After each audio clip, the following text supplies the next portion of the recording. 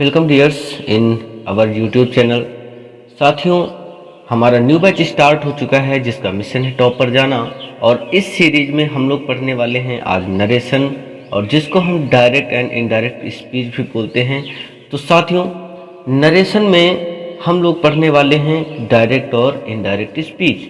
तो दोस्तों, वक्ता क्या होता है, जिसे हम स्पीकर बोलते हैं या फिर बोलने या कहने वाला व्यक्ति बोलते हैं ना। जो भी बोलने या कहने वाला व्यक्ति है उसे ही स्पीकर बोलते हैं इंग्लिश में, और उसे हम वक्ता भी बोलते हैं क्योंकि वो कहने वाला है। ठीक है, तो वक्ता के कहे हुए शब्दों को दो प्रकार से प्रकट किया जाता है। कितने प्रकार से प्रकट किया जाता है? तो दो प्रकार से प्रकट किया जाता है। जैसे पहला है, हम वक्ता के शब्दों को ज्यों का त्यों कहते हैं।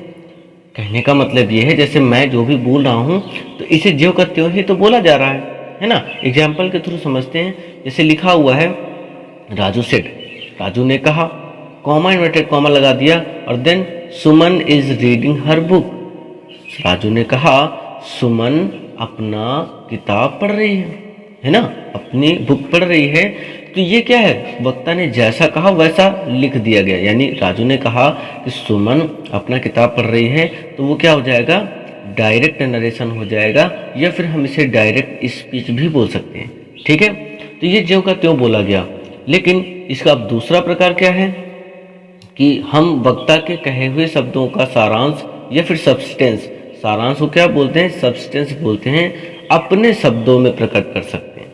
मतलब जिस वक्त उस वक्ता ने जो भी बोला था उसका जो सारांश है, उसकी जो बात है, अगले को समझाने के लिए हम अपने शब्दों में भी समझाते हैं, तो उसे बोला जाता है इनडायरेक्ट नरेशन। वो कैसे होगा, जैसे राजू ने कहा था ना, वहां पर भी राजू सेड है ना, तो यहाँ क्या होगा, राजू सेड दैट, उसने कहा है कि सुमन इज रीडिंग हर बुक, कि सुमन अपना किताब पढ़ रही है ना।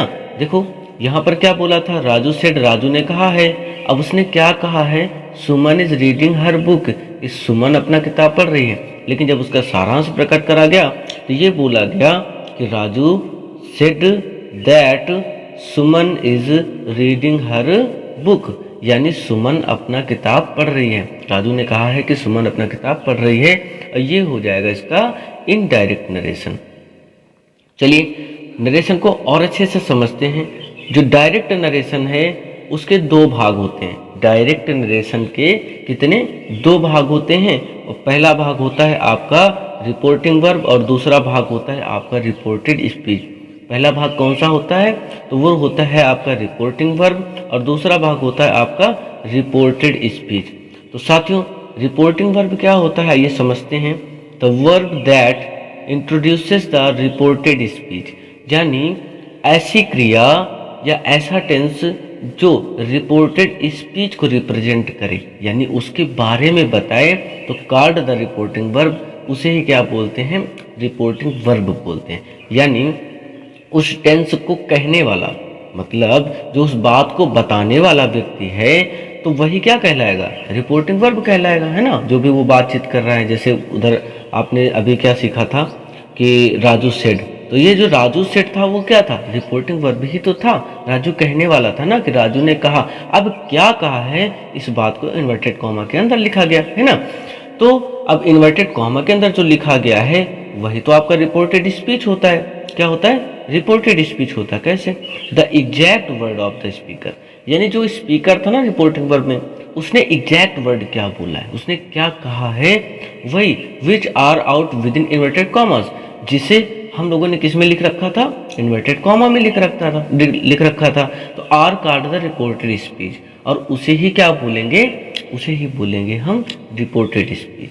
तो जो वक्ता के कहे हुए शब्द होते हैं वो रिपोर्टेड स्पीच में लिखते हैं, और जो वक्ता बोलता है, जो वक्ता है या वक्ता किसी भी पर्सन से बोलता है, तो वही आपका क्या हो जाता है, रिपोर्टिंग वर्ब हो जाता है। जैसे एग्जाम्पल में यहाँ दिया गया है, अमित सेज, अमित ने कहा।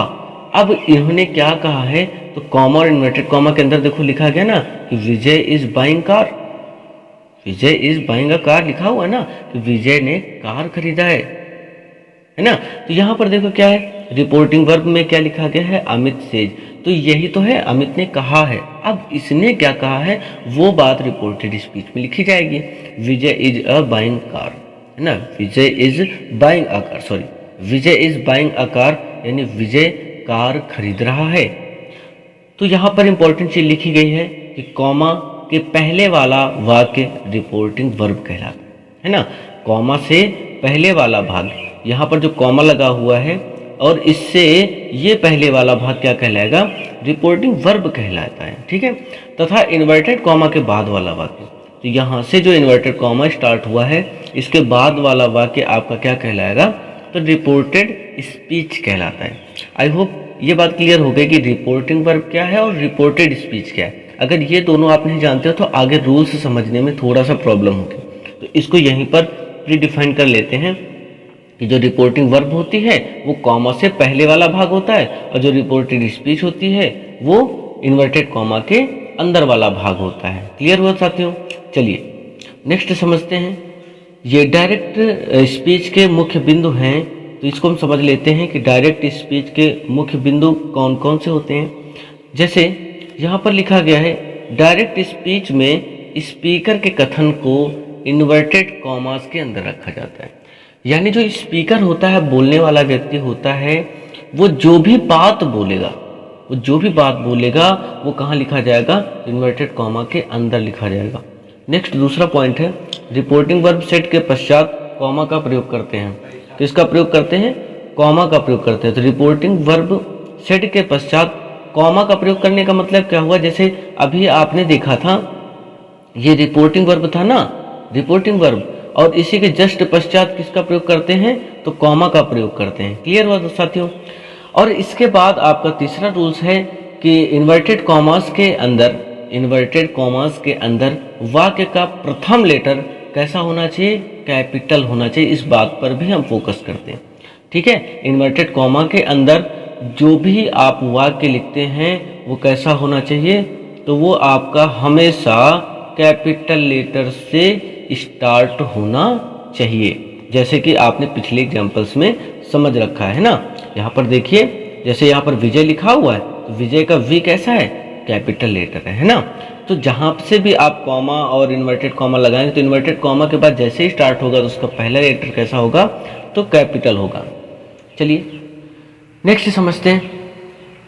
डायरेक्ट स्पीच से इनडायरेक्ट स्पीच में बदलने के कुछ नियम होते हैं।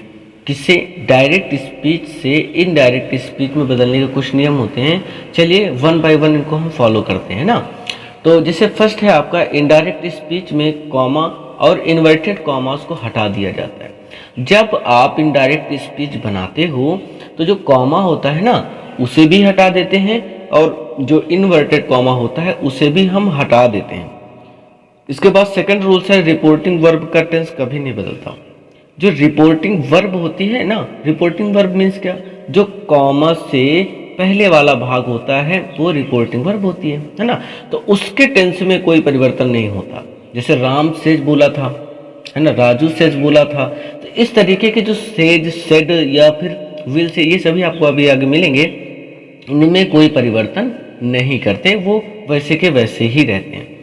तो थर्ड रूल्स है साथियों कि रिपोर्टिंग वर्ब को रिपोर्टेड स्पीच के भाव के अनुसार, जो आपका रिपोर्टिंग वर्ब होता है उसमें सेड टू, सेज टू, ऐसे बहुत सारी चीज़ें अभी आपको मिलेंगी, वो आगे आपको क्लियर कर देते हैं कि अगर वो चीज़ें मिलती हैं तो भाव के अनुसार चेंज हो जाती हैं। किन में चेंज हो जाती है, या तो टोल्ड में बदला जाएगा, आस्क्ड में बदला जाएगा, ऑर्डर में बदला जाएगा, या फिर रिक्वेस्टेड आदि में बदल देते हैं, ठीक है ना।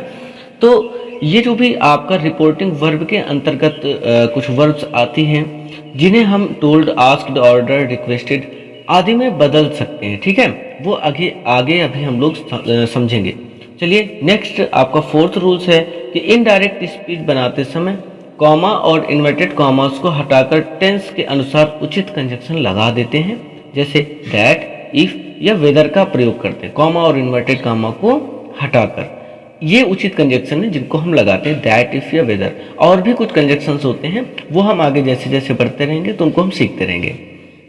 नेक्स्ट 5 रूल्स है कि काल मीन्स क्या होता है, इंग्लिश में बोलते हैं टेंस, और इसे हिंदी में क्या बोलते हैं, काल बोलते हैं।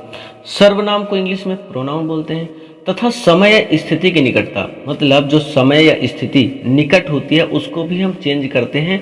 इन सूचक शब्दों में परिवर्तन आता है, मतलब जब भी हम टेंस आएगा तो टेंस को चेंज करेंगे, और अगर प्रोनाउन आता है तो उसका भी परिवर्तन करते हैं, ठीक है। और अगर निकटता दिखाने वाले जो शब्द होते हैं उन्हें भी हम चेंज करते हैं।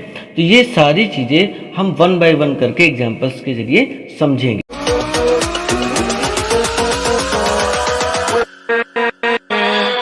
with